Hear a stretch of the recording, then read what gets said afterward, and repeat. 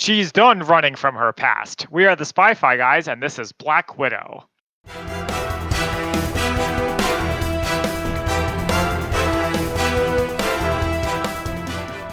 Hello and welcome back to the Spy-Fi guys, where we cover spy fact, spy fiction, and everything in between. I'm Zach. And I'm Christian. And welcome to a Dead Drop episode. Yeah, so this is, basically just like the one we did for Without Remorse, but we didn't have the cool name then.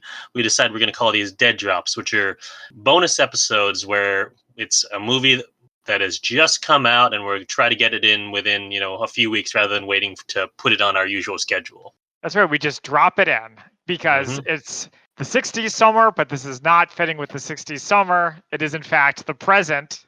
Well, actually, now that I think about it, when did Black Widow first come out in the comics? It was in the 60s, wasn't it? So, I don't know, there's a subtle tie. Right, we were talking about the MCU movie Black Widow. Talking spoilers about most of the Marvel Cinematic Universe, particularly, any of the Avengers films, Captain America film, Falcon and Winter Soldier. So, if you haven't watched basically anything... you know how the MCU works at this point. You got to do your homework before you watch it. That's the thing... And we'll get more into this. The thing that I appreciated about this is that, similar to like Captain Marvel, you really don't need to know too much about the wider universe to actually get this film. It gives you that extra bonus information. Well, there are a lot of references to the larger Marvel universe, but it also felt pretty self-contained, which exactly, yeah. Do you have the synopsis from IMDb? Sure. Natasha Romanoff confronts the darker parts of her ledger when a dangerous conspiracy with ties to her past arises. Yeah, so we start in Ohio, of all places. I was not of all the intros for this, I was not expecting Ohio. And we meet young Natasha Romanoff when she's, 8 years old or something like that. Possibly something like that, and her sister. And I was thinking at this part, oh man, are they going to retcon it so that she's actually an American who just lived in Russia for a long time? Interesting. No, we meet her sister, Yelena, as well as her parents, Alexei and Melina. What we find out here is that unlike Zach's theory, they are not that. What they are is a sleeper cell. Right, which have existed in the real world. I'm sure we'll talk about, in fact, versus fiction. But also, it was in the TV show The Americans, which we have not covered, but that's what it reminded me of. Oh, yeah, definitely. Let's see, things that happen here. We see Natasha and Yelena playing. Natasha has, dyed blue hair, but you can still see her, red roots, so it's her. What do you think of the casting of, the kids? I could definitely see this as, a young Scarlett Johannson. I didn't really have strong thoughts about either of them. Okay. I just keep thinking never work with children or actors. And I know that only applies children or animals. Oh, yeah, children or animals. Actors, kind of hard to not work with actors if you're in movies. Try to work with actors as little as possible in movies. Or the George Lucas standby of his two directions, faster and more intense. There you go. Though I will say, I noticed in this part, did you notice this, where you can kind of sense there's something wrong because Yelena hurts herself and Rachel Weisz is not the most sympathetic to her. She's like, you're okay. It's fine. Let's keep going. You don't have kids, and neither do I. But I know that if you make a bigger deal about it, they will cry more. So if you say you're okay, then and you let them know that they're okay, they're not going to freak out as much, and they won't make a big deal about it. That's true in real life, but I'm wondering if, because this is a movie, they're trying to drop hints that she's not her real mother. I don't think so. Okay. So we meet, Melina, who's the mom, and we meet David Harbour's character, Alexei, who is the dad. And so they have dinner time. Once Alexei gets home, he starts talking to Melina and is like, it's time to run. They get all their gear, and Natasha's at the table, right there. They don't even eat. They're right about to eat, and then they have to leave. And she's you can see in her eyes, she does not want to go back. Well, they have been told that this is going to have to happen. True. Even the kids seem to be aware of it, and Yelena seems to take it harder than Natasha does. Other way around, I think. No, Yelena doesn't really know exactly what it is, what's happening. She knows that they're what Alexei says. Remember how I said we were going to have that big adventure, And so Yelena's excited, going with Right. Alexei to get things, but Natasha realizes what this means, and she's like, "It means I have to go back," and she is not happy about it. Yeah, I guess it gets revealed later that Yelena suffers more longer term consequences of all of Yeah, this. yes, but in this moment, no, Yelena's excited for an adventure ready to go. Right. So then also he's like, I completed my mission because I have this desk, this floppy A desk, floppy because it's the disk. 90s. Right. Oh yeah, it's 1995. I don't think we actually set the date, but yes. Yeah. Does this ever come back later? The Yes. whole disk thing? Yes. I didn't remember. Wow. Okay. Well, I will explain it to you.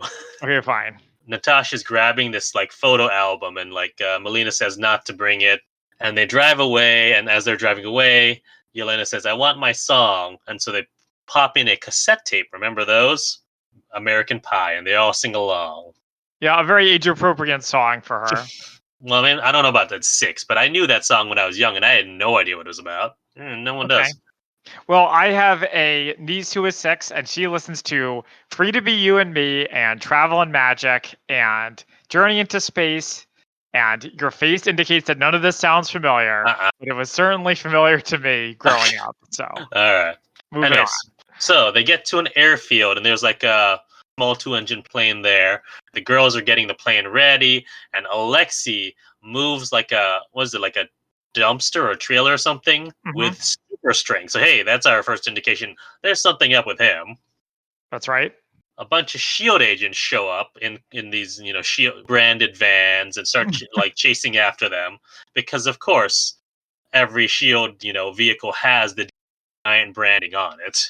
So you're more of an MCU guy than I am. Do you remember when Shield was founded? Because it Yes. existed in the 90s because we know that in Captain Marvel. Yep. Technically in like late 40s. Okay. Actually, we get a little bit of that in there's a Marvel one shot with called of Agent Carter where it's revealed that she was one of the founders of Shield, which is carried over into the flashback in Winter Soldier, Mm-hmm. where you see her like picture in like the base.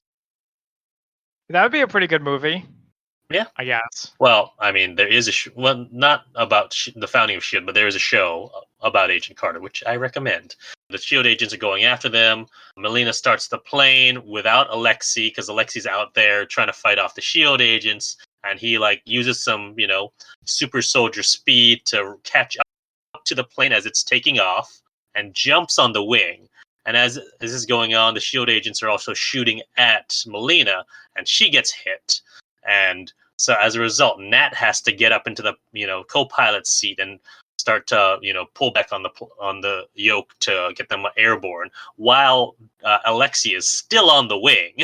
Mm-hmm. That all happens, and this was a pretty good start to the movie. Like it was pretty intense, action, and it wasn't like a CGI blob fest.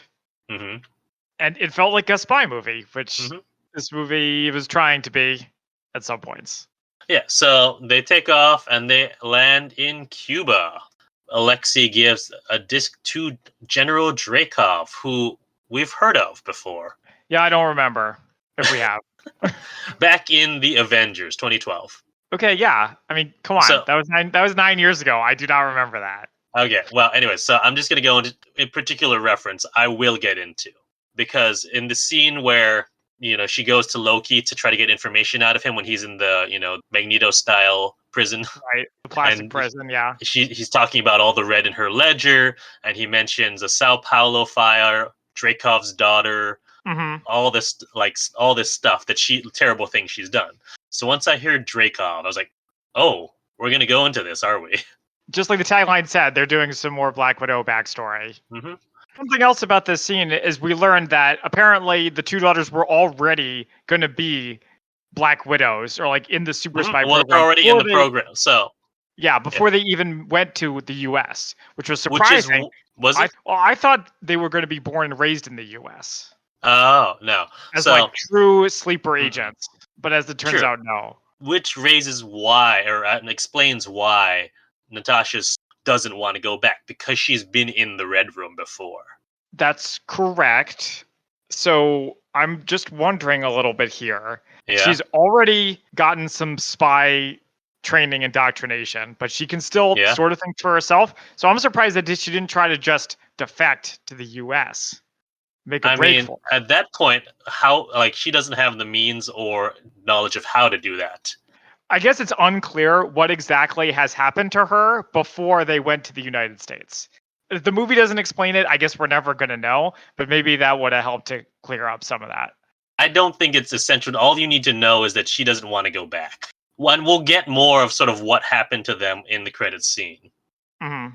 Like Yelena, yeah, she was, she's only what 6 at this point, so she doesn't really know, what, like I said, doesn't know what exactly the Red Room is, or she doesn't. Maybe she's been through it, but probably doesn't remember because they're taken when they're very young, Yeah. and she's like trying to go to Melina because Melina's been shot, and she's trying to see her mom, but like the troops are like telling her to back away, and then Nat pulls a gun out of one of the soldiers' holsters and like protecting Yelena and saying, I'll kill you all in Russian. And she Right, does, which seems to indicate that she has like spy fighting abilities. Mm-hmm. Or she's just got the will and the balls to do it. Like I said, I don't want to keep harping on this, but I think it's interesting that she's willing to like shoot people, but she's not willing to just run away when it looks like she's going to go back to Russia and effectively be tortured for the next. Okay, but 10 to years. be fair to her, that's her family, and it's hard to run away from that.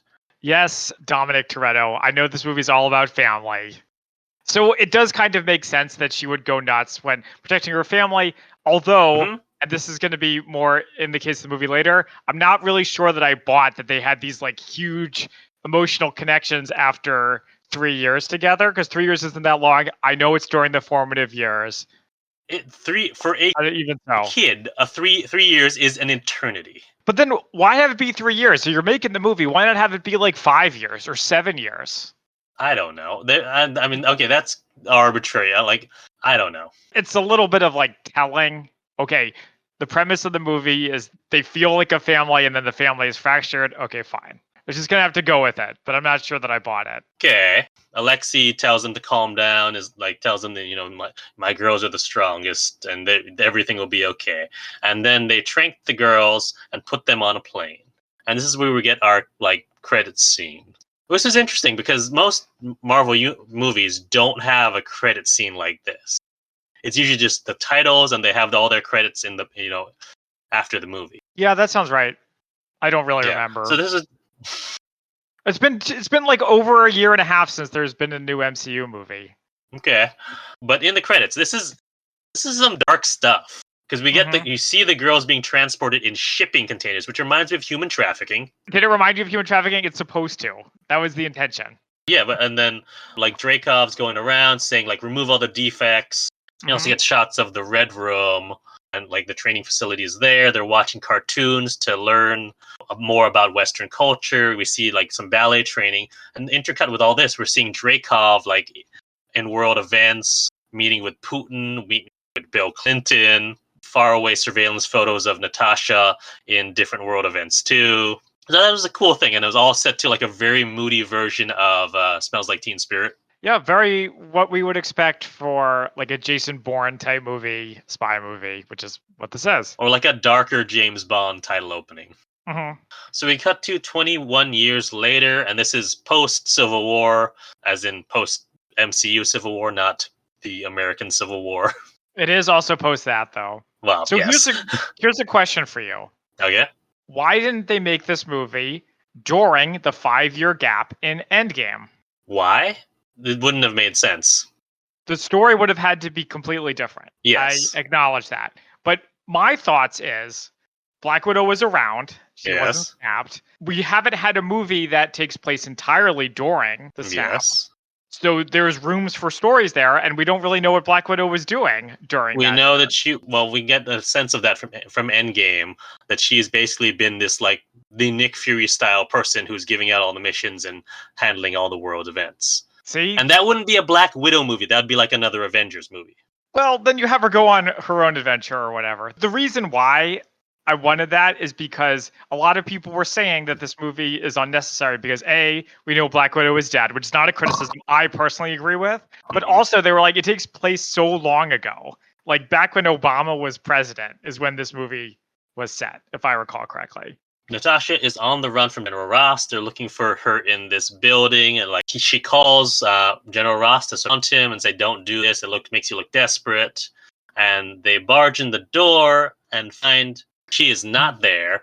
They did the same thing in Mission Impossible: Rogue Nation, where they're searching for Ethan, and that he's in Paris, or Cuba, but he's actually in Paris. Yeah, I knew I had seen that before. Like in Spies, they love having someone kicking the door, and it's like a phone just playing or whatever. Yeah. So I like that a lot. So next, Morocco, where Yelena is and stabs their target, but as she's dying, she doses Yelena with this red chemical mist, and that sort of snaps Yelena out from her haze, and she realizes and the woman says free the others, and so Yelena grabs the vial. We go to General Dreykov, who is hearing that Yelena's gone rogue, and Widows ask for permission to activate the Taskmaster protocol. So we meet Taskmaster, who's in the comics is this ferocious fighter and mercenary who basically has a photographic memory, and that allows him to basically mimic anything and any fighting style that he's ever seen. His power is he can copy the moves of anything he watches. So there was a character in Heroes that could do the same thing. I don't know how long you watched Heroes, but in one of the later seasons, there's this girl who watches professional wrestling, and she sees someone do a professional wrestling move, and then she does it later because she has the same power. So in the comics, the Taskmaster has a real personality. He is a mercenary, but he kind of has a sense of humor. He's definitely a bad guy. He's kind of like Deadpool, I guess, but not as Deadpool-ish, in my understanding. Would you agree? Sure. Now, in contrast, in this movie, Taskmaster is a robot and is like, bleep, bloop, I am a robot, which I would have preferred a little bit more personality, but on the other hand, the power, the ability to copy other people's moves and do them, makes a lot more sense if the character doing it is a robot. Yeah, well, okay, not a literal robot. Not a literal robot, but some kind of cybernetic, as opposed to just a human with a superpower. Yeah, no, I feel like it does as well. It's kind of ridiculous in the comics. Mm-hmm. The kind of power that a Mazo has, where they can duplicate stuff, and not like a normal human. When you go DC stuff. Anyways, so what do you think of the design of Taskmaster? I thought it was pretty good. You can't have the full-on skull face with the ridiculous pirate boots. The boots, whatever. But the Taskmaster skull face, I think you could. And the cape and the hood. These MCU guys know what they're doing. They could get away with that. Okay. I mean, they at least had the hood. And yeah, I didn't think it looked bad. Some of the haters I saw were like, oh, it looks like a G.I. Joe villain, or it looks like a Power Rangers villain. I thought it was fine. I thought this was a good way to adapt, the essence of it, and still have it there, and still have all the blue and orange coloring without it looking completely ridiculous. Yeah, the Syracuse University colors. I didn't even think about that. Anyway, so as we meet Taskmaster, they're in a room with a bunch of screens, and they're watching Avengers fights. I think particularly this one was the fight between Hawkeye and Black Widow in Civil War. Natasha is in Norway. She's driving to the middle of nowhere, and she has this trailer set up, and there's a guy in her bed who we find out his name's Mason, and he's basically a supplier. He can get whatever she needs. And this guy is just the nicest guy in the world. He'll just do anything for her, basically, as long as he gets paid. As I was going to say, he's getting paid. Well, I would have been great if he had betrayed her, because he's like, sorry, love, I found someone who would pay me more. That would have been cool. It's just such a cliche. That's okay. Okay. This movie's full of cliches. Hidden fortress, falling out of the sky, betrayal, whatever. And we don't need one more. All right. So he also has brought back mail from the Budapest safe house, which thing in the first Avengers movie, we hear all these references to the Budapest mission that Hawkeye and Black Widow went on. And so she said could have just dumped it, and she puts it into her car to go toss it all in the trash later on. And so this part I love. She's in her trailer at night on a laptop watching Moonraker. So on the one hand, I like that the movie was citing its sources, because this movie was clearly heavily influenced by Moonraker. Or just James Bond movies in general. Yeah, but if you're going to say Moonraker specifically, you have the unkillable henchman. Okay. That she fights while falling through the sky. True, fair enough. And the hidden base. And the army of women. in catsuits. Which They that's more of didn't a general James Bond thing Yeah, than Moonraker specifically. yeah. So I have to say, I'm not really sure that I buy that Black Widow is someone who watches movies and quotes the dialogue along with it. Hmm. It doesn't exactly seem consistent with what we've seen of her. I know they are trying to make her more likable. Even spies have to have downtime and just need to relax. I understand your message that spies need to relax sometimes. Though it reminds me of a Judge Dredd comic I read once, where it shows him at home and he's in an armchair reading a book that says law on it. Now, I'm pretty sure that was supposed to be a joke, but like I would have liked to have seen something like that. Mm-hmm. I thought it was just hilarious that of all the Bond movies for her to watch, she picks one that is, and I will say unfairly, but very much maligned. Mm-hmm. Her power goes out, and it finds out her generator's out of gas. And as she's driving, she's apparently listening to a Sia song from like 2015, so that actually lines up with the timeline. Mm-hmm. Car gets hit by a missile. It gets thrown and tumbles a lot, and she almost like gets thrown off a bridge. Taskmaster approaches in a truck, starts shooting at him, but he blocks with like a Captain America style shield. And they start fighting. They start doing some mirror moves. Like she does her signature, I think it's like a luchador move where you run at them and grab them with the legs and swing them around. By the head? Yeah. Yeah, someone in the DC Stunt Coalition can do that. Mm-hmm. It's a cool move. Yeah, it's very impressive looking. So I think it's interesting that the Taskmaster has a Captain America shield, but as we learned from Falcon and the Winter Soldier, apparently they're not that hard to make. Well, yeah, like, but you can make new ones. Yeah, but that John Walker's shield was terrible. It did not work well. I mean, this does. It's not the same, but you can still make it. Is the idea? Yeah, but this is much more effective. Yes, than it does Walker's stop bullets, and it does come back it can come back if it's thrown. So basically, in this scene, the Taskmaster shows herself to be really good at fighting and fairly easily defeat Black Widow in a straight up fight. But you can start I could start seeing moves of different characters, like when he at one point Nat uses one of her like a web line, basically like pull him up to the roof of or top of the bridge, and he uses some Spider-Man moves. I was like, that's definitely a Spider-Man move when he's swinging down. I was like, I really, really appreciated is when I could see all the moves of the different Avengers as Taskmaster was doing them. I think the one I liked the most, well, not the most, but I really liked is when, they have the mirror thing where they both use the same kick up to like get onto their feet, which is always a cool move that I've always wanted to be able to do is, when you're on your back and you just sort of like flip up. Yeah, keep doing those Hapkido classes. Maybe they'll tell you. I mean, maybe. I mean, I'm learning how to do like a sweeping kick, which I've like always seen in video games, and I'm like, I want to learn how to do that. So I don't know whether they say it about Task. Should we just say TM? Just call him TM. Or Tasky. One thing they say about TM is it's like fighting a mirror. Yep. Which is not how I would have written that, because mirrors are not scary. A mirror just sits there. I would have it say like it's like fighting the entire Avengers at once. Maybe, but I mean, if you're fighting your mirror, you're fighting yourself and literally can't beat yourself. Well, you just take a mirror, you just smash it. Not a literal mirror, Zach. Yes, you are.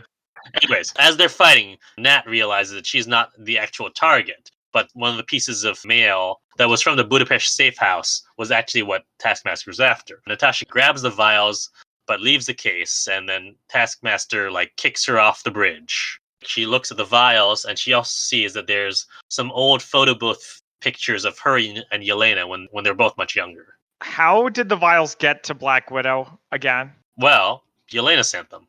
Okay, so Yelena presumably put the photo booth pictures in with the vials, correct? Yeah.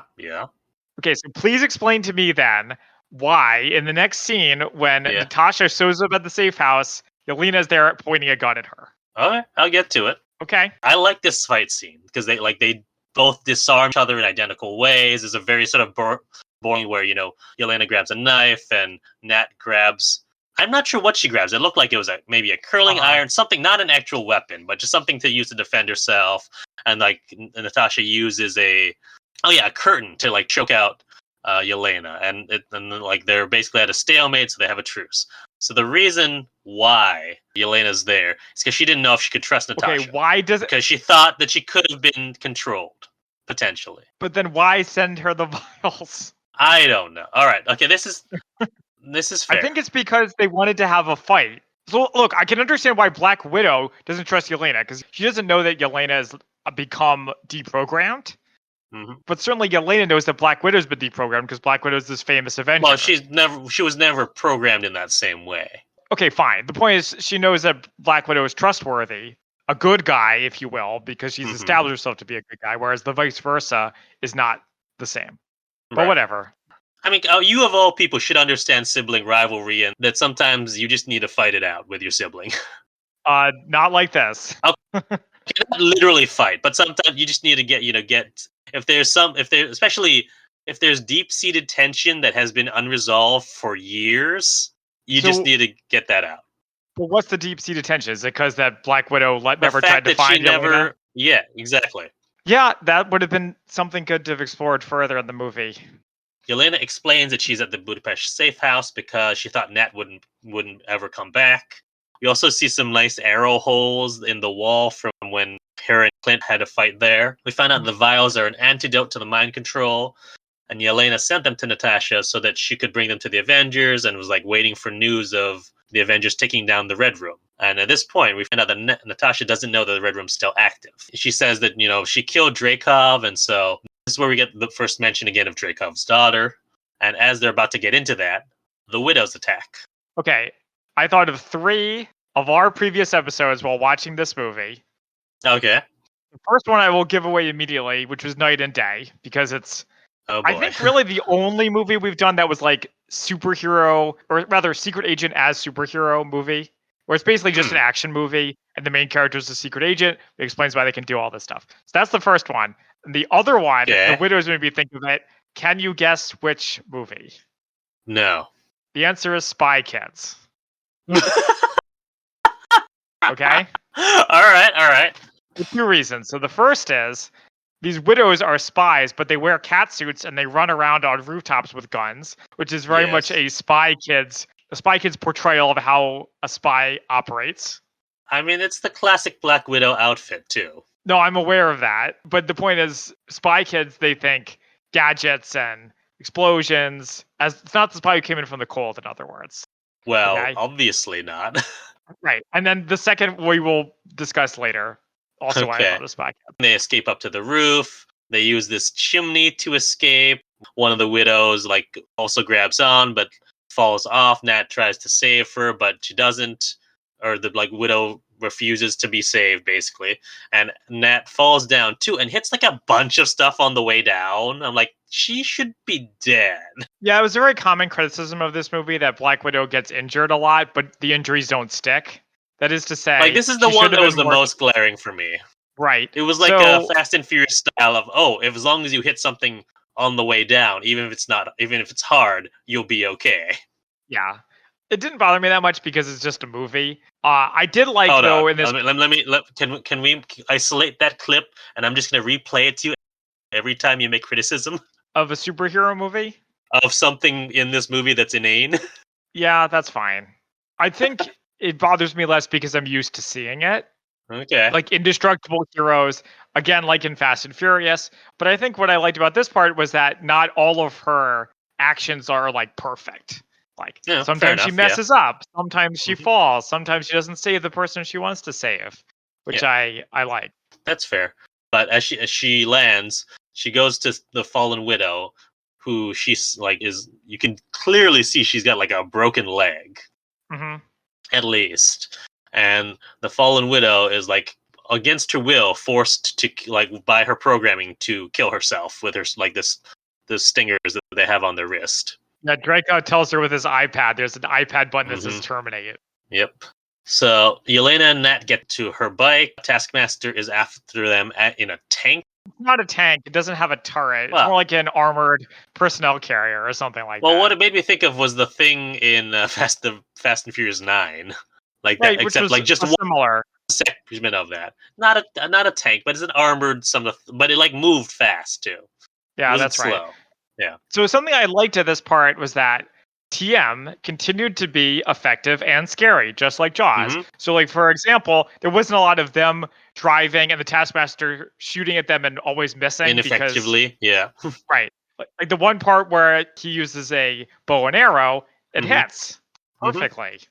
I like this chase too. It reminded me a little of the chase in Paris in Mission Impossible Fallout, where you go from bikes to a car to a foot chase and other stuff. So it's like That's right. multi-part stuff. And the action here was good. Like I liked when they stole a car and Elena like opens the door to knock over a widow on a bike, and they slide down an escalator, and Taskmaster throws the shield after them, which narrowly misses them. Yeah, and the shield And sticks into a thing, Mhm. which we've seen like a bunch of times now, having But watched still Falcon the Winter cool. Soldier. It doesn't get old, no. Now, Taskmaster follows them and sees this blood trail down to like some service areas, but they're actually hiding up in a vent. Hmm. And we find out that this vent is where her and Hawkeye hid for 2 days while trying to escape Budapest. I wonder what they got up to in that vent. Well, there's no romantic interest between the two of them. I didn't say Oh, anything about that. I okay. merely implied it. All right. So is this where they talk about Dreykov's daughter in detail? Yes, and this is where you're going to talk about Munich. That's right. That was the second movie.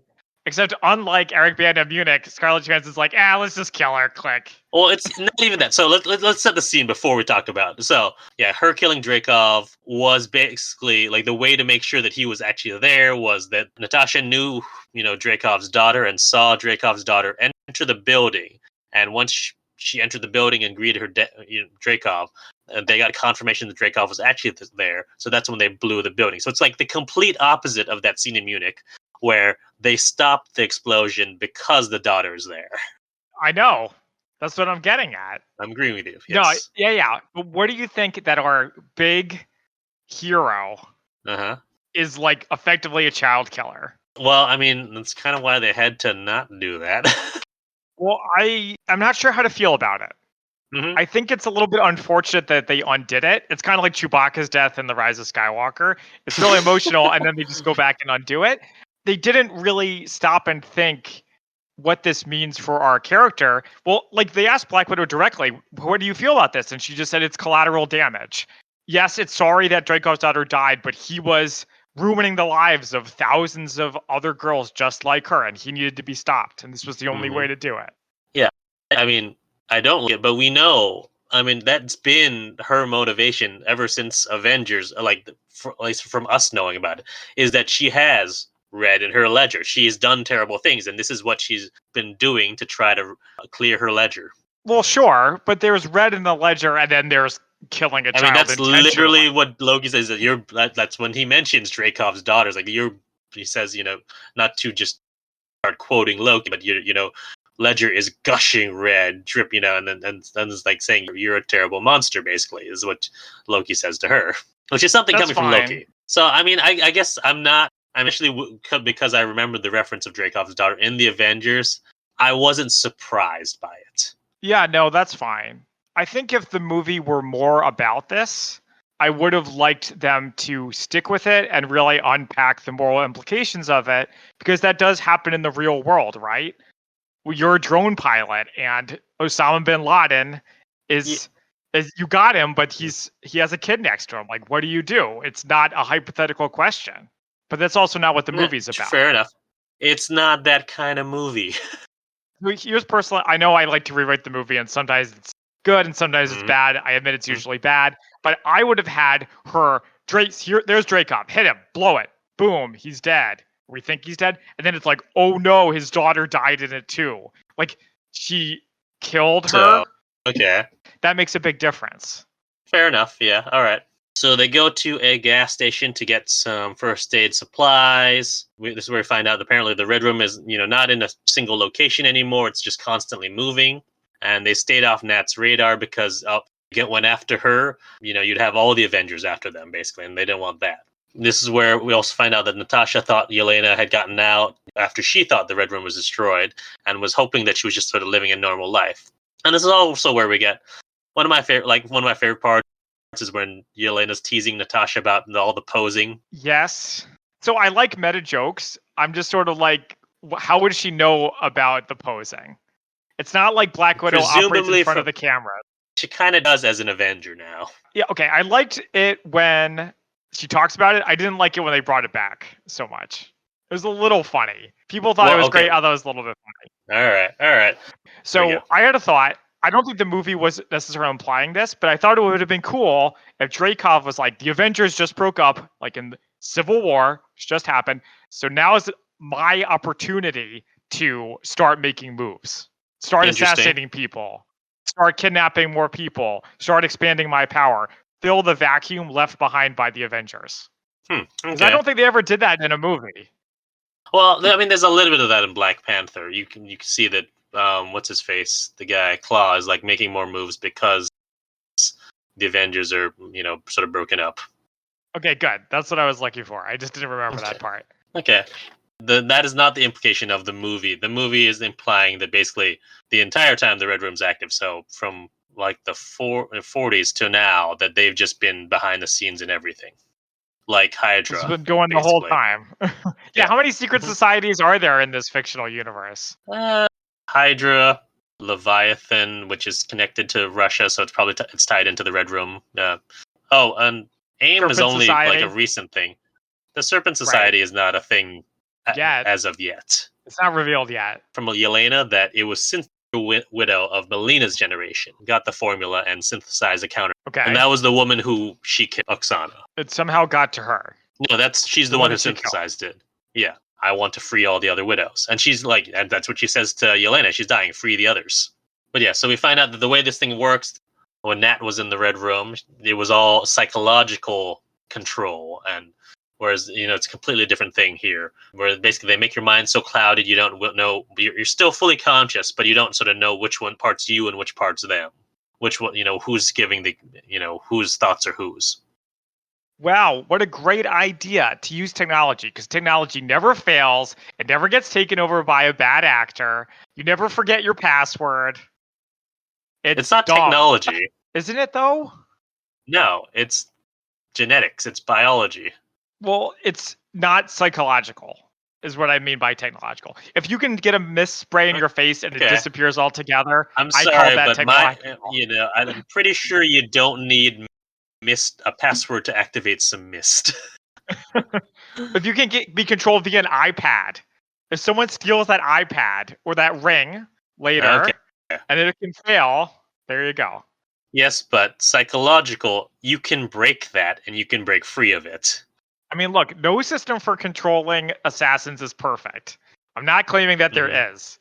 I'm just saying I see some very, very obvious flaws with Dreykov's plan here. But I do concede that sometimes modern problems require modern solutions. All right. So we find out that, so he's been taking children and making them into widows. Also, this is where we see Yelena's vest that she's very proud of with all the pockets in it. And Natasha invites her to go with her to kill Dreykov and shut down the Red Room. Yay, party. So this is interesting to me that she said it's the first piece of clothing she actually bought for herself. And there's a real sense of pride in that. And did you recognize this vest? Well, doesn't she wear it when she's blonde in Infinity War? Yep, she being Natasha. Yeah. That's right.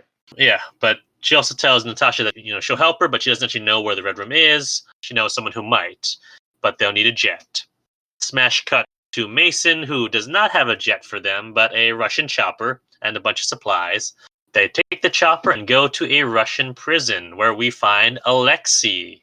And he's gained a bit of weight. He's arm wrestling all these other prisoners while getting a tattoo and also telling stories about fighting Captain America in 1983. But here's something. So those of you who follow the MCU will know that this movie was delayed due to COVID. It was supposed to come out, I believe, in 2020? 20. Okay. Yep, 2020. But the fact that it's been delayed, now we have watched Falcon and the Winter Soldier, so we know that Steve Rogers is not the only American super soldier in history, which means there very well could have been one in the 80s, and Alexei was not lying when he said he fought Captain America, though it seems like nobody else in the prison actually believes him. They're just not willing to call him on it. Well, there's one person who calls him on it, and when he does, Alexei breaks his arm during the arm wrestling. Yeah, and we really get to see the broken arm, which I Anyway, so Alexei gets called over to the guards. He's got some mail, and he was apparently sent a cake and a little Red Guardian toy. Which I'm not sure you mentioned that. Okay, we didn't really mention that he was basically the Red Guardian. like very Captain America inspired outfit. And so like I like this, the little Red Guardian toy like played a little tune and it like had a pull string to like say a phrase in Russian. But like the head pops off, and inside the head is an earpiece. And Natasha's on comms, tells him to, and he like knocks out the guards, and she even says, like, go this way, but don't make a scene. But of course, he makes a scene. Yelena brings the chopper closer. Nat jumps down, does her pose, Right. and then the guards start shooting up the chopper. As that's happening, Yelena puts on the autopilot, grabs an RPG, fires it at the guard who is shooting at her, and causes an avalanche. Yeah, the avalanche is as this ridiculously is going on, big. rescues Alexei and they escape. What do you think? I like the fight scene. It was good. It was pretty over the top. So on the one hand, I like that this was the only time that Red Guardian actually gets to do cool stuff in the whole movie, as opposed to just getting beaten up by people. Okay. Also, it didn't make a lot of sense that there's this minigun in a prison. Fair. It seems like the kind of thing you wouldn't want prisoners to get their hands on. Also, unless you had some very high-profile prisoners who you really don't want getting out. Well, then they should have done a better job securing him, because they really did not. He was in general population and everything. So then the avalanche was cool, but it didn't make a lot of sense that it would be like able to bury an entire prison building in the snow with like 50 feet of spray. Didn't bother me. I did like how if it's in Russia, it has to be in the snow because it's snowy in Russia. There's no part of Russia. I presume this is like a Siberian prison. No, we don't actually know which part of Russia this is in. Well, sure, but again, it's funny. It's like, if it's a Russian prison, it's got to be in Siberia. There's no prisons anywhere else, even though it's the third like a largest country in the world. Yeah. Anyway, so once Alexei's on the chopper, I like this. So he like starts talking to them, but they can't hear him because I feel like we've talked about this. You've never been a chopper, right? That's right. So I have, and yeah, it is literally without the headphones and the mics, it is impossible to hear anyone else. Mm-hmm. Yeah, they're talking, can't hear him. There's this joke. Yeah, you or mean he was like what? All the animosity is like, what is your time of your time? Is it your time of the month? I was like, oh god, really, Alexei? That was the joke you didn't like? I do not like when. Yeah, no. When anytime a male character assumes that it's a woman's time of the month just because they're being pissed off at them. No, that's not what I meant. Yeah. That joke was bad, but then the follow-up was pretty bad too. I mean, Yelena's response. Appreciated that actually, because it's like, all right, you want to talk about that? Let's talk about that. I thought it was a little bit confusing. So on the one hand, like, hey kids, Marvel, let's talk about what was the word she used? So they said you don't have a uterus, and Tasha says, or ovaries. Describes the hysterectomy, basically. Oh, hysterectomy. The forced hysterectomy. That was what I was looking for. Okay, so, haha, kids, the MCU hysterectomy is hilarious. But I mean, this is not the first time we've heard about it. Well, right, but the first time we heard about it, it was an appropriate tone for the subject matter. Where Black Widow was like, I'm so sad. Well, that's a very controversial scene. Right. Actually. No, but like... No, I know it is. Yeah, but... I like this reframe, especially because this is from a female director. That it's it's not calling them monsters for being sterilized. It's them taking control of it and using it how they want. But that's how I feel about it. Well, it's treating it as a joke, which I'm not sure I was comfortable with. I don't think it's treating it as a joke. I think content of what she was saying was funny. I thought it was funny that she threw it back at Alexei because right. You're saying this is your time of the month. Is it? No, you should know that because you've forced us back into this terrible program that did this to us. Yeah, Alexei is the butt of the joke, which is better. Anyway, I think we can move on. I think we said everything we want to say about it. Yeah. Anyway, so we find out that he doesn't know where the Red Room is either. Apparently, Dreykov threw him in prison, but he says that Melina should know where it is. They thought that Melina was dead, but apparently she still works for the Red Room remotely outside of St. Petersburg. And Yelena says, there's not enough fuel to get there. Alexei insists there is, but of course there isn't, so they end up crashing. That's just not the worst crash. It's a funny sequence. Comedic timing is good. It didn't really make a lot of sense to me that they would listen to Alexei about anything, since he clearly is like a dope. But whatever. Fair. But it gives them a chance. Movies love doing this, where they're out in the middle of nowhere and they're walking and they have no choice but to talk about their feeling. Or rather, it's not them telling about their so feelings. It's more that this bubbling they have resentment to is talk to each coming other. out. Yeah. Right. Because what Yeah. else are you going to do? So Alexei asks Nat if Cap ever mentioned him, and Nat is pissed off that after all this time and not seeing them, that he's talking to Nat about something about him and not asking about them.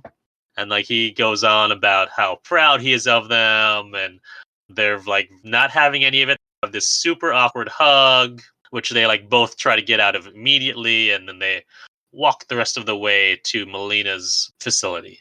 I guess we're setting up more emotional conversations we'll Mm-hmm. talk about at the time. Yeah, so Melina, we see her, and she's guiding pigs through a maze, and she gets this perimeter alert, and then sees all of them coming right on the edge of her property.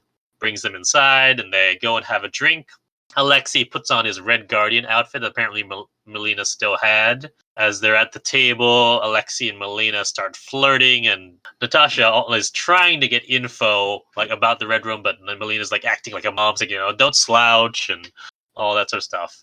When she says, we want to take down the Red Room, Melina just laughs at her and says, it's a fantasy. You're never going to be able to go after him. The reason it's a fantasy is because basically Dreykov can control them so precisely. And she grabs her tablet and summons a pig, which apparently can open a door, and commands it to stop breathing. First of all, a lot of people in the theater I was with were traumatized by this part. But also, yeah, that poor pig. I like that it was oh my gosh, is she a bad guy still? That was really interesting. Well, I mean, she does work for the Red Room, and so we'll find out that she's actually the one who created the system that they use now to control the widows. Okay, so you asked, does the disc ever come back? This is where it comes back. Oh, it's the way that they control the widows is with the disc? What they said was their mission in Ohio was to infiltrate the North Institute, which they mentioned earlier, which was apparently a front for S.H.I.E.L.D., although actually it wasn't even S.H.I.E.L.D., it was actually Hydra infiltrating S.H.I.E.L.D. at the time. And Hydra had mapped the human brain as part of the Winter Soldier project. And so they used all of their research to unlock the key to mind control. So it goes back to Bucky and the mind control that they used on him. Yeah, see what I mean about how there's a lot of references to other MCU stuff, more so than in Captain Marvel? It's just you don't need to understand it to understand the plot, really. Because the point is, blah, blah, blah, they have mind control now. Yeah, well, you asked why, was the disc ever come back? And yes, so this is where it is. Okay. I did ask, and it was answered, so I appreciate that. Okay. So I wanted to go back to, what's her name? Melina. Whether she's bad. Played by Rachel Weisz, yeah. I would have liked if she had been like Loki and some of these other MCU movies where she's not a good person, but she's on the side of the good guys. Whereas I sort of get the impression into later back to through Act 3, she's basically just a good guy who's been infiltrating, being a spy in the Red Room. No. You don't think so? That's not at all. No, she definitely did all these things, but she feels when she sees her family, she realizes, especially, and we'll get to it. So right now, here's where we get all the family drama. Natasha is telling everyone, no, everyone just shut up. Our family was never real, and of course this upsets Yelena because she basically says that this is the closest thing that she had to a real family, and she storms off and grabs a bottle of vodka. Of course, because they're Russians. Yeah. This is 3 emotional scenes, one right after another. Which ones? It was them at the dinner table. Yeah. Black Widow and Melina and Yelena and Alexei. Well, yeah. Admittedly, the Black Widow Melinda was really short, but still. Yeah, so Alexei goes to talk to Yelena. Nat tries to leave and do it all on her own. And Melina, this is where we find out that apparently Natasha was not abandoned by her mother. She was actually stolen from her family, and her mother never stopped looking for her. And so Dreykov had her mother killed. Mm-hmm. We find out that Melina kept the fake photo album from the beginning that she had told Natasha to leave. This is, like I said, this is where, she was doing all those things. She created the formula and all that. But now she's sort of having regrets and feeling bad. So I don't think she was infiltrating it the whole time. Fine. Not infiltrating it, but she's still a good person at heart. She just has made her mistakes in the past, just like her daughter, in quotation. Debatable. I think it's more not, she doesn't care about the larger world. What she cares about is this family. And that's why she's having regrets, not because of the terrible things that she's done. Okay, in that case, I don't understand her motivations at all. Because if she's cared about her family, she's put in no effort to bring them back together. Up till this point, this is when she starts to want to fight for his family. Okay, like, I'm going to take back what I said. She did get the wheels turning when she sent out the Misty stuff. But it's still too little too late. And I don't really blame her children for being resentful towards her. Yeah, no, I'm not defending 21 her years actions. later. I'm just explaining what her motivations are. Right. And we start to see she feels bad because she tells Natasha that she had already notified the Red Room and they'll be there within minutes. Mm-hmm. So over in the other room, Alexi's telling Yelena this story about when he went ice fishing with his dad and his hands got frozen and his dad peed on him to keep him getting frostbitten. And Yelena's super confused and upset. Why the hell are you telling me this? Well, he's basically being narcissistic. Yeah. It's all about him. Mm-hmm. Which we get the impression it's not consistent with how we saw of him in the beginning of the movie in the 90s, but it certainly is consistent with what we've seen since then. The characterization's a little bit confusing, and I'm not sure it really worked for me, but there you go. She's mad that whenever he talks about that mission, he was always talking about how bored he was of it and how it was so tedious. He just wanted to go off and be Russia's super soldier, and she mistakenly Crimson Dynamo, who is a different character in the comics, and that's actually the basis for part of the character Whiplash in Iron Man 2. Mm-hmm. But yeah, so and then to sort of try to get back on her good side, he shows that he remembers what her favorite song was and is singing American Pie. And as they're singing, as he's ending the song, the spotlights outside turn on. The Red Room has arrived. They trank Alexei. Well, gets hit with one trank dart at first, and he's like, "Ha! You think got one trank dart?" And then they shoot 20 more into him, and he falls down. So they capture Nat and Yelena. And we see Melina is in the sort of classic Black Widow suit with the gold accents that we really haven't seen yet. Which was actually in the movie poster. I just hadn't noticed it before. Yep. Until I watched the movie. Yeah. So next we go to Melina. She's flying a jet. Alexi's strapped in next to her. The girls are still on the floor, and there's some widows in the back. And we find out here that the Red Room is a floating sort of heli platform, like a helicarrier, but an entire platform that's just constantly staying in the air. Yeah, people really didn't like this. They thought it was dumb. But I'm like, have you not seen a superhero movie before? Or a James Bond movie. Or a G.I. Joe movie? I mean, they do it all the time. I was like, oh, this makes sense. Well, I don't know about makes sense, but it's makes sense to this universe. Sure. I was fine with that. You need to have this facility that people are going to come after. How do you hide it? Oh, you hide in the clouds. It can move wherever you want to. Perfect. Or put it under the ocean. But whatever. So we see, I like this. So we see some widows training that have their guns out and moving around, which I thought was really cool. Mm-hmm. Melina enters Dreykov's office, is talking with him that they've captured them, and Yelena's the only one who got exposed to the mist, or to the counter agent. And so she's down in the lab, and they're trying to find out how she resisted, and they said, cut open her brain. We see that Natasha and Alexei are in cells. And Dreykov's talking with Melina and reveals that he knows that this is not actually Melina, but it's Natasha in a mask. A mask that we've seen in Winter Soldier and in Falcon and the Winter Soldier. So how did he know that it was actually her? Did they explain that? Well, so what he says is that when you've raised a child from birth, basically, you can tell when it's them, and that's not something that no mask can hide, or something to that effect. Okay, so it's vague. So basically, if Dreykov was in the Mission Impossible universe, he'd never be able to be fooled. I think I've made my opinions on these masks clear at this point. Yeah. I don't know. I love the masks. I think that if you use them well, they can be good. I do like how in spy movies and also in heist movies, when it's revealed that the heroes are one step ahead of the villains the whole time. Now, this has been lampooned, most famously in the Rowan Atkinson Doctor Who Curse of Fatal Death parody spoof. Yes. Those of you who've seen it will know what I'm talking about. But I was hoping they were going to do it again later, and we'll get to that when we get to it, though. All right. Down in the cells, Alexei is making this big speech to quote-unquote Natasha. He's making this whole big, long apology. But of course, Natasha is actually Melina, and she's on comms with Yelena, and she gave Yelena a blade so she can escape.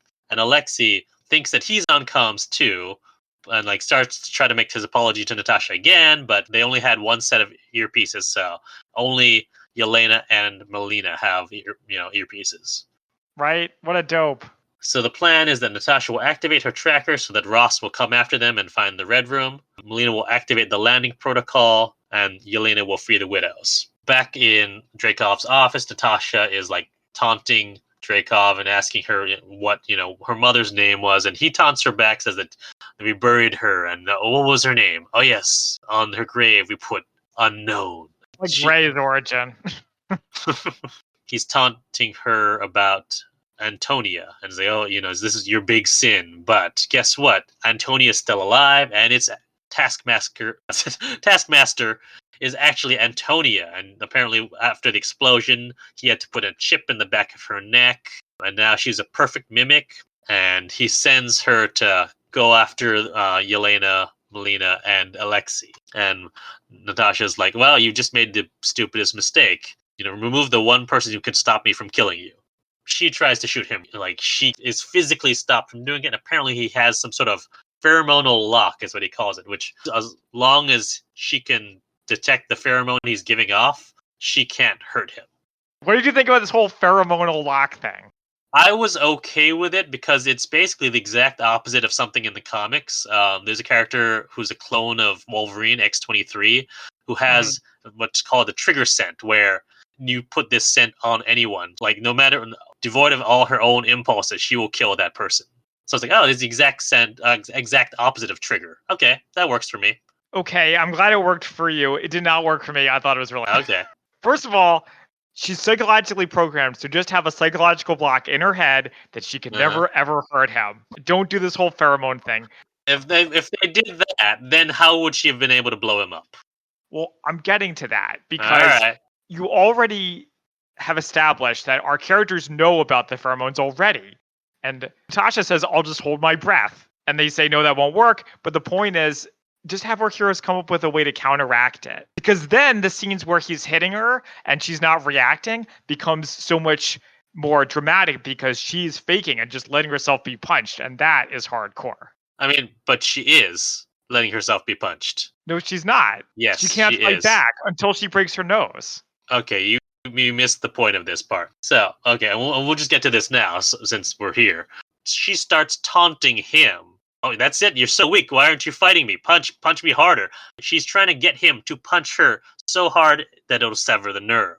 So she is taking those punches on purpose. No, I understand that. So I know. I understand. What's the difference? The difference is she could fight back at any time and chooses not to lure him into a position of vulnerability. Okay, maybe, but I mean, she's still knowingly taking these punches. Like, even rouse him up more. So I don't see a difference, really. Taskmaster is fighting Alexia, pulls out the Black Panther pose with the claws. Yelena is up in an air duct, and as she drops from the air duct, she does the Black Widow pose, and then immediately, shivers and is like, that was disgusting. I was hoping that Alexei would have a cool moment here. Oh. He doesn't have to win against the Taskmaster, because the Taskmaster is supposed to be an unstoppable villain. I was hoping he would do a little bit better than how he did. I mean, he has been in prison for, 20 years, and is not in fighting shape at all. So it would be a little unrealistic if he was able to actually fight him well. I understand you can explain it. It just would have been great, because he is still a super soldier, to do something super soldier-ish. Even if it's pick up like an enormous filing cabinet, or like pick up like an operating table and like throw it at Taskmaster, that would have been cool. I don't ask for very much, Christian. I'm happy. You've been asking for a lot. I disagree. So Melina's trying to activate the landing sequence, but Dracov locks it down. And so this is where we talked about that Nat was taunting Dracov, and he starts punching her. He uses his ring, like we mentioned before, to sort of unlock the console that controls all the widows and showing off how widespread his network is, basically. Here we go. Spy Kids reference number 2. Okay. Who's infiltrated all over the world? Widows. Who else is infiltrated all over the world? Kids. Robot kids. Oh, God. It's the same thing. Is it, though? I mean, not the exact same thing. Anyways, so here's also, as the fight with Taskmaster and Alexei, I like that We've identified, all right, the claws from Black Panther, shield skills from Captain America, bow skills from Hawkeye. And then he takes a knife and starts doing Winter Soldier knife moves, which I thought was pretty cool too. But here's my question. He also has a sword. Who has sword skills in the MCU that we know of? I guess we see Clint later, like Hawkeye later, when he's Ronin, uses a sword, but that's before all of this. So I'm like, who's got a sword? I can't think of anyone. I also noticed that it is true that none of the Avengers use a sword, but I'm pretty sure that TM uses a sword in the comics. So that's He probably why. does. In the comics, it's Sword Master, is like the character who's like he's copied the skills off, who does not exist as of yet in the MCU. This is Katana. She's got my back. Be careful. Her soul steals the something of her victims, or however it goes. Let's forget Suicide Squad, shall we? Flashback, and Melina told Nat about the pheromonal lock, and that she has to sever the nerve to block her olfactory receptors, and so she like hits her head on the desk to sever the nerve, which doesn't make any sense, but whatever. Dreykov activates all the widows, and then Melina gets into one of the rotors. Since she can't, just bring them down into a landing protocol, she just destroys one of the engines, and they're now going into a controlled descent. This is what she calls it. So the widows go after Natasha. Taskmaster's still fighting Alexei, but Melina helps, and they get Taskmaster into one of the cells. The widows arrive into Dreykov's office. They're attacking Natasha. She's completely overwhelmed. She holds them off fine at first, but she gets overwhelmed. I appreciated that for both this fight and then the fight against TM later, that Black Widow wins not just by beating her enemies into submission, which a lot of superheroes do, but by figuring out a way to solve the problem with intelligence rather than punching. She is the spy, not the soldier. So yes, that makes sense. Can't help but contrast this with the Captain America Winter Soldier elevator fight, where he's also outnumbered 8-1, but just beats everybody up. Yeah, he's the soldier. So that's I like this better, that it shows that our hero is not invincible, then doesn't win every fight. True. Well, she also doesn't have the super soldier serum. Okay, yeah, but there's other action heroes who don't have any serums at all, like various characters played by Arnold Schwarzenegger, who win every fight anyway, and it's boring. Yeah. Yelena attaches all the vials to a smoke grenade and throws it above Natasha, so all the widows around Natasha who are beating the crap out of her get freed from their programming. And so that they're asking her, okay, what now? Is it now? You can feel free to choose whatever you want to do. So they leave. Natasha runs from an explosion and jumps out the window, swings down into another hallway. Alexei and Melina are escaping. They get into a jet, but then the part of the platform that they're on crumbles beneath them, so they take off and then come back to try to rescue the girls. Right, so this is the big everybody falling that was in all of the trailers. Yep. It's like a CGI extravaganza. It's barely... I sense that you were not as amused. In terms of how I was feeling about action sequences, I was more excited by the plane scene in the beginning than I was by this. Okay, this just didn't feel so real. That's a fair criticism, yeah. But yeah, so as Natasha's running away, she ends up in front of Taskmaster's cell and frees her. And right as they're about to square off, an explosion separates them. Mm-hmm. And Dreykov is escaping. He's being led by some troops to a jet. He gets inside the jet, but Yelena runs after them, gets up on the wing, and throws her staff into the rotor, and which blows the jet up. We see Dreykov explode this time. A very boring death for a rather boring character. Okay. And Natasha jumps after her with a parachute in hand, gets the parachute around Yelena, but sees Taskmaster coming after them. They have a mid-air fight, and as they're fighting, she pulls Taskmaster's chute.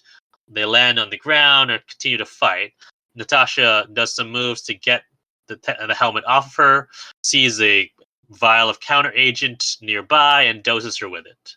Taskmaster, who I guess we never addressed it. She's played by Olga Kurylenko. I know I mentioned her at the top, in the top, but yeah, that's Olga Kurylenko underneath the helmet. Right. So once again, Black Widow wins using I wanted to say the delousing agent, using the agent instead of beating the enemies into submission. I would have liked it if they had done that once, but doing it twice in the space of about 10 minutes, I'm not really the biggest fan of. I also thought it would have been kind of funny if Taskmaster was like, well, you still blew me up and turned me into this, so I still want to kill you. But the fact that Yeah. she became sort of good means maybe she's not going to be a villain, which is disappointing. Taskmaster's a great villain. I would like her to come back. I mean, she still could. I mean, we don't She still know really. could. Like, yeah, Natasha finds Yelena, apologizes for not coming back for her, and like says that our family was real to me too. And that's when Melina and Alexei find them. We find out that Ross is finally getting there. Finally. Yep. Natasha says she'll hold off Ross so they can get away.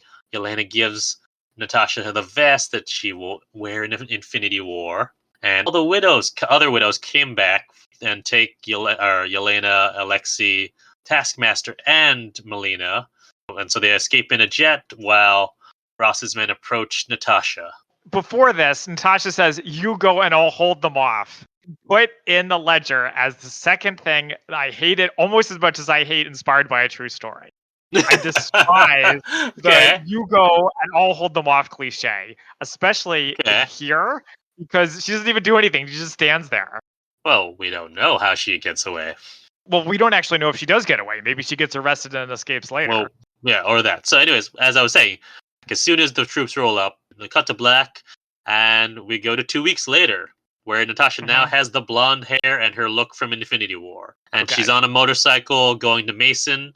We find out that he got her a Quinjet, and she's going to go and break the Avengers out of prison. So that's why I said this is the last 10 minutes of Civil War. So between where after Captain America and Bucky escape from their fight with Iron Man, Falcon, Ant-Man, and Wanda are all, locked up in the raft, to about the end of the movie where we see Steve is breaking him out.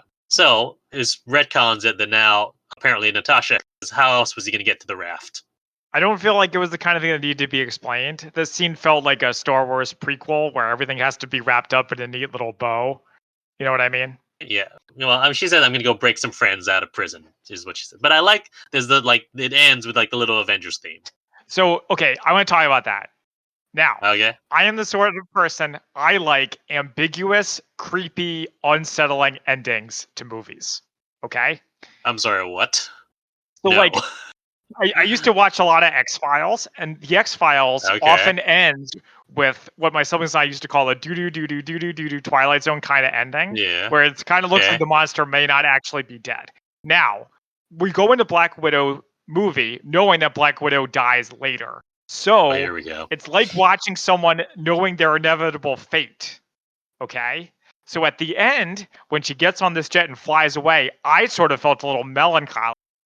We're not going to be seeing her again. She's flying off to her death, effectively. I mean, maybe not directly. Well, after a long time. 5 years. Not so long. 5 years in between. What I'm getting at is I would like the movie to have ended on, instead of a triumphant, more of like a unsettling, more darker side, but that's my personal preference. So, for example, just consider it, okay? I'm not saying you have to agree with me. Just consider she flies away, the Avengers theme plays, and then it switches to like a brrr, brrr, like a dirge kind of music. One option is the camera pans and it shows Red Skull with like the hood over his head, like the one from the planet with the Infinity War, right? Don't tell you about the place with the cliff. And he's like just watching her. Right. Or option 2 is you hear like Thanos' like laughter. I don't know if he ever laughs in the movie, but something like that. You know what it's like? It's like at the end of episode 1 when the credits are finished and then you hear Darth Vader breathing. That's what I wanted. Okay. This is the end of the movie, but there is the after credits scene. But I will say that I vehemently disagree, because this is the movie we've been waiting for Black Widow. Well, fans of Black Widow have been waiting for a very long time. And if you end it like that, it's just a terrible way to end the movie. You want a triumphant ending for this hero. Okay. Well, if you want a triumphant ending for the hero, then you shouldn't have killed her off in Endgame. That's my personal preference. I didn't like that they did that. So I'm not one who defends that her ending. No, she deserved more and better, and she deserved to be in the big fight at the end. So, no. Yeah, she really got kind of screwed hard at the end of Endgame, but we're not here to talk about that, so let's move on. All right, so let's go to our after credits scene. And even though they don't say it, we get from context that this is after Endgame, where Anna, who's got a dog, and like does her little. We didn't even talk about like they have like a whistle, like one will whistle a certain two will back, and she's mourning her sister, and then we find there Contessa Valentina Allegra de Fontaine, played by what's the actress's name from Julia Elaine from Seinfeld. Louis-Dreyfus. Thank you. Yeah. Like the character has 4 names, the actress has 3 names. I just can't get all of them straight. Who we've met before in Falcon and the Winter Soldier. Although, because of the release order, we were supposed to have met her first here, and then she'd pop up again. I mean, she's pretty mysterious in both appearances, so it didn't really bother me that much, but... It sounds like Yelena works for her. She gives Yelena a mission to take out the guy responsible for her sister's death, and shows her a photo of Hawkeye. Presumably, she's after Hawkeye for her own reason, not because she actually cares about Black Widow's death. That's my read. Okay, yes. I was like, no, Yelena, that would work on her. Yes, Val, yes, she's got her own reasons, I'm sure. And we will find out what those are in the Hawkeye series. I also thought when it showed the grave that it was going to be Natasha's mother's grave. Like, they finally found it. Interesting, yeah, no.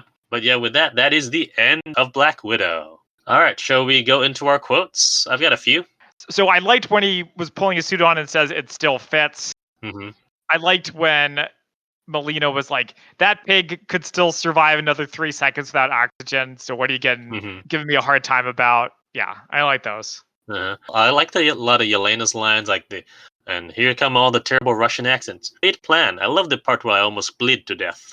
Or, this would be a cool way to die. And of course, if we have that, you have to have this is a much less cool way to die. Mm-hmm. But as a throwback to the first Avengers, I did appreciate her, Black Widow's, thank you for your cooperation. Yep. All right, shall we go into our spy fact versus fiction? Okay, take it away. I don't have any this time. As you mentioned previously, there were actual, Russian sleeper agents acting as families in the U.S. The whole program was named the Illegals Program by the U.S. Department of Justice, and a bunch of them, I think it was 10 agents, were arrested by the FBI on June 27, 2020. The most infamous of those being Anna Chapman. Wait a second, was that really in 2020? 2010. Oh, 2010. Did I say 2020? I think you did, yeah. I think I said 2010. I'm going to mention it before you do that there's a spy museum exhibit about it. There is, yes, there is. And they have all of the handcuffs of the Russian 10, like all the handcuffs that were used to arrest all of them. Mm-hmm. That was a real thing that existed. And of course, the Americans was also based on a similar premise.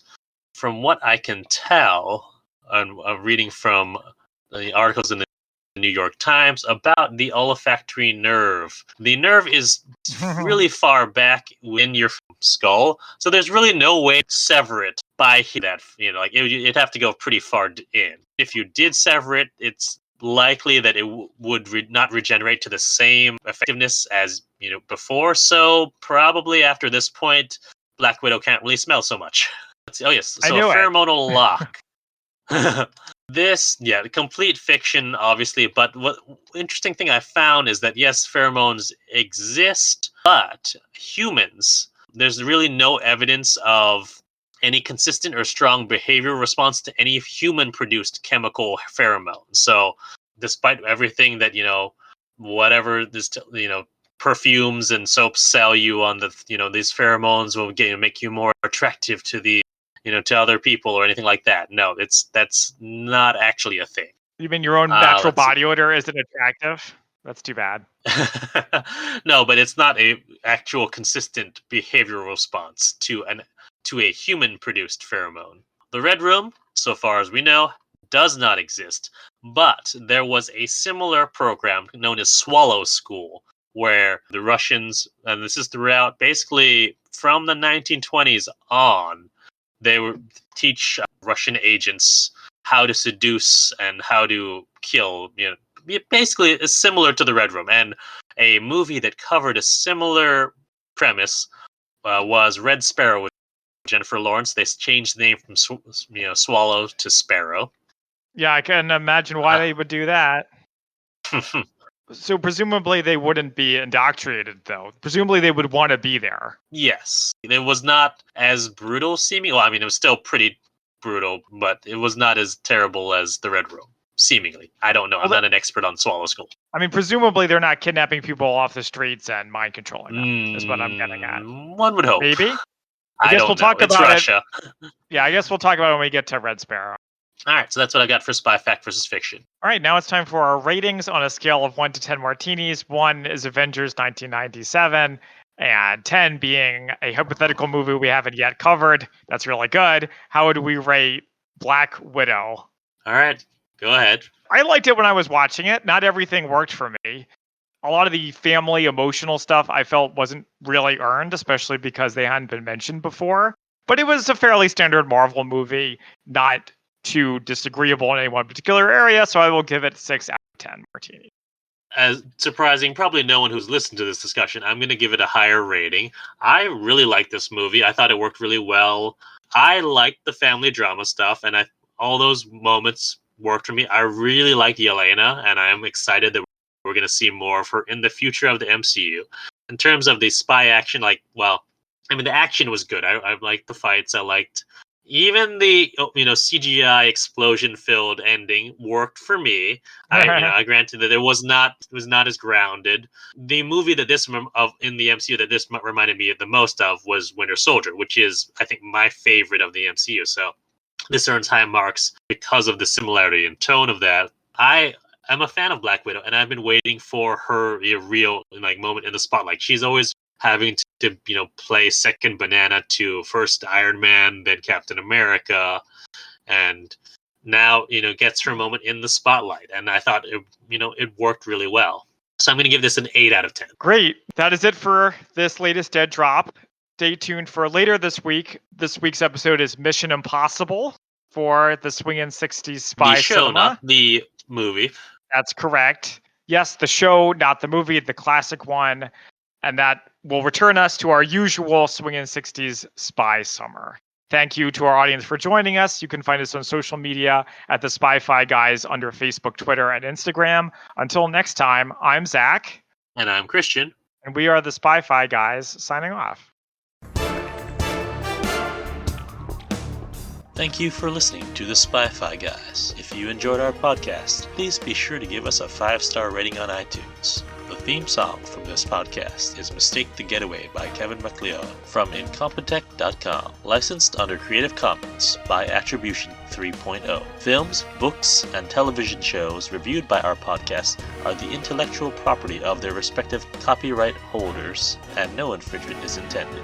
This is a personal podcast. Any views, statements, or opinions expressed in this podcast are personal and belong solely to the participants. They do not represent those of people, institutions, or organizations that the participants may or may not be associated with in a professional or personal capacity unless explicitly stated.